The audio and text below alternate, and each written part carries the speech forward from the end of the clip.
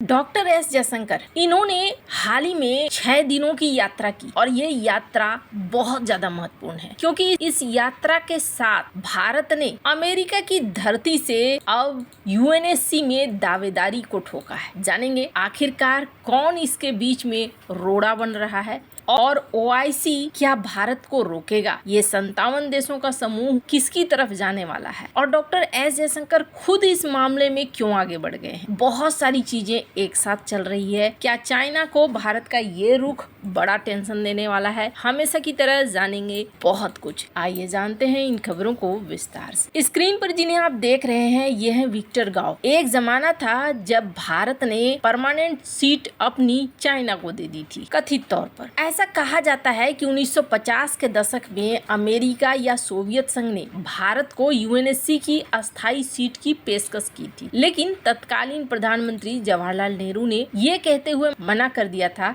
कि पहले चीन को उसका उचित स्थान मिलना चाहिए। भारत ने भले ही आधिकारिक तौर पर ऐसा न किया हो, लेकिन 1950 और 1955 के आसपास कुछ चिट्ठियों की लेन देन हुई थी अमेरिका सोवियत संघ के बीच में और नेहरू के कथित तौर पर चिट्ठियों से ये देखने को मिला, ये तथ्य मिला है कि चीन को संयुक्त राष्ट्र में उसका प्रतिनिधित्व मिलने के पक्ष में थे। 1945 में चीन की अस्थायी सीट रिपब्लिक ऑफ चाइना के पास थी, जिसकी सरकार बाद में ताइवान चली गई और 1971 में फिर इस नए चीन को मिल गया यूएनएससी का प्रतिनिधित्व। और आज की डेट में क्या है? आज की डेट में जिन विक्टर गाओ को आपने देखा, इनका एक बड़ा पुराना वीडियो है। स्क्रीन पर आप देख रहे हैं इस ट्वीट को, ग्लोबल टाइम्स का ये है। इस वीडियो को तो मैं यहाँ नहीं दिखा सकती, लेकिन साल 2023 के आसपास का है और उस समय विक्टर गाओ ये कहते हैं इस वीडियो में कि अमेरिका भारत को उकसा रहा है, लेकिन भारत एक महान देश है, बहुत पुरानी सिविलाइजेशन है। भारत ऐसा कुछ भी नहीं करेगा जो कि शांति के खिलाफ हो। भारत शांति के पक्षधर रहेगा। ये वीडियो देखकर एक बार को मुझे लगा कि सचमुच में ये विक्टर गाओ है। क्यों? क्योंकि ये बंदा जब भी मुंह खोलता है भारत के खिलाफ बड़े कड़वी बातों को कहता है। स्क्रीन पर इस वीडियो को सुनिए। Further,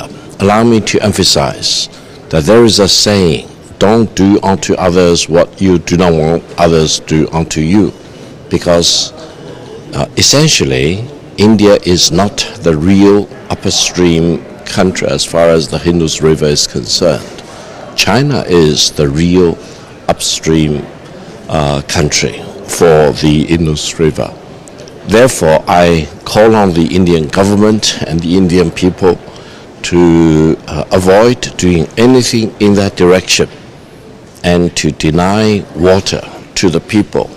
Hundreds of millions of them. ये हाल का वीडियो है। ये एक तरीके से भारत को धमकाते हुए कह रहे हैं कि तुम जो चीज खुद के ऊपर न चाहो वही चीज दूसरे के ऊपर मत करो। और ये मामला ही नहीं, यूएन के बारे में जब उनसे पूछा गया था तो इन्होंने कहा था कि यूएनएससी में हम अपने दुश्मनों को कभी हामी नहीं भरेंगे। अगर आप हमें अपना दुश्मन मानते हैं तो यूएनएससी में आप परमानेंट मेंबर कभी नहीं बन सकते हैं। ये एक रियल फेस है कि किस तरीके से परिस्थितियों के आधार पर चाइना में बदलाव होता है। अभी मलेशिया के पीएम ने एक बड़ी बात कही थी और उन्होंने कहा था कि यूएनएससी और यूएन को फिर से विचार करना चाहिए, सारे देशों से वीटो छीन लेना चाहिए। वीटो होना ही नहीं चाहिए। जब वीटो ही नहीं रहेगा तो ये देश मनमानी नहीं करेंगे। वीटो होने के वजह से न तो जिस युद्ध को युद्ध का दर्जा मिलना चाहिए, जहाँ सजा मिलनी चाहिए, वो कुछ भी नहीं हो पाता है। उन्होंने गाजा को लेकर ये बातें कही थी कि क्या फायदा ऐसे यूएनएससी का जहां एक वीटो लग जाता है और किसी देश के ऊपर एक्शन लगना दूर की बात हो जाती है। हालांकि एक बात तो जरूर है कि इस यूएनएससी को रिफॉर्म होने की बड़ी जरूरत है और अभी देखने को मिल रहा है डॉक्टर एस जयशंकर ने मिडिल ईस्ट के कई देशों का दौरा किया, लेकिन सिर्फ मिडिल ईस्ट के देशों का दौरा करने का मकसद यूएनएससी नहीं था, बल्कि एक तीर से कई निशाने थे। अभी जो दौरा किया गया इसमें व्यापार, इजराइल ईरान का संतुलन, इकोनॉमिक साझेदारी और आय में कॉरिडोर, एनर्जी की डील, ये एक महत्वपूर्ण भूमिका में थी। पर इसके अलावे एक और चीज है और वो है भारत की अस्थायी सीट के लिए दावेदारी। यूएन में डॉक्टर एस जयशंकर ने दावेदारी पेश की। भारत की तरफ से डॉक्टर एस जयशंकर ने ये बयान भी जारी किया। The threats it may pose to international peace and security in different ways. Friends, in an era where supply chains connect our economies, the world is also increasingly focused on securing the maritime commons. Recent events have only underlined the need to do so. The challenge begins with ensuring adherence to relevant international law, specifically the UNCLOS. Our collective interest is in maintaining safe and unimpeded flow of maritime commerce. Where required, those nations with requisite capabilities must cooperate to combat piracy as well. The safety of seafarers is another major concern. जिसमें उन्होंने बताया कि किस तरीके से हमने Covid से लेकर कई हालातों में दुनिया भर की मदद की। फिर उन्होंने ये भी कहा कि जिस तरीके से समंदर में इस वक्त हो रहा है हमले, नाविकों पर हमले हो रहे हैं, इन सब को रोकने के लिए भारत यूएन के साथ मिलकर उचित कदम उठाएगा। भारत के एजेंडे में ये सारी चीजें हैं। भारत एक नए दृष्टिकोण के साथ आया है जिसे शांति का नाम दिया गया। यूएन में भारत ने कहा कि हम अस्थायी सीट की दावेदारी ठोकते हैं, ग्लोबल साउथ की आवाज बनना चाहते हैं, संयुक्त राष्ट्र में सुधार होना चाहिए, इसका समर्थन कर रहे हैं और आधुनिक चुनौतियों के हिसाब से आधुनिक शांति सेना होनी चाहिए। आर्टिफिशियल इंटेलिजेंस के खतरे को रोकने के लिए भी हम काम करने के लिए इच्छुक है, समुद्री रास्ते की सुरक्षा के लिए भी और आतंकवाद की फंडिंग रोकने के लिए भी। तो फिर इसमें दिक्कत क्या है? ये जो रेस है ना, एक दिलचस्प रेस हो गई है। एक तरफ भारत खड़ा है तो दूसरी तरफ तजिकिस्तान खड़ा है और तजिकिस्तान को OIC का समर्थन है,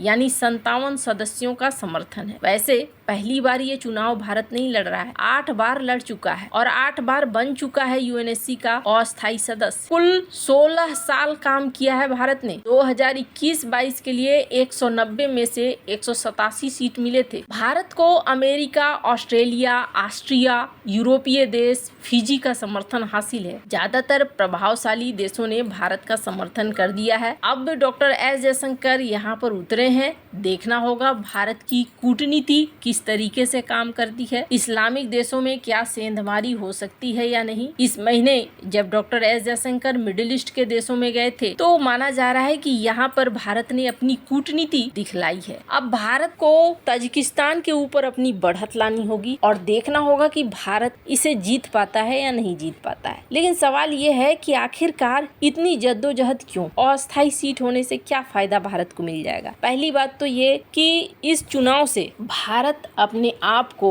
ग्लोबल साउथ के आवाज के रूप में पेश कर पाएगा। दूसरी बड़ी बात यह है कि भारत की प्रतिष्ठा बढ़ेगी। तीसरी बड़ी बात यह है कि भारत इसके बाद यूएन के परमानेंट मेंबरशिप के लिए दबाव बनाना शुरू कर देगा और वो दबाव जो चाइना नहीं चाहता है। चाइना कभी नहीं चाहता है कि यूएन के परमानेंट मेंबर के रूप में भारत आए। वैसे अस्थायी मेंबर बनने के बाद भी भारत बहुत सारा प्रभाव डाल सकता है। ठीक वैसे ही जैसे FATF का पद भारत के पास जैसे मिला, वैसे ही पाकिस्तान की नकेल कसनी शुरू हो गई। आपको क्या लगता है, क्या भारत को कभी परमानेंट मेंबरशिप मिल पाएगा? कमेंट कर अपनी राय जरूर बताएं। जल्द मिलते हैं अगले वीडियो में नई खबर के साथ।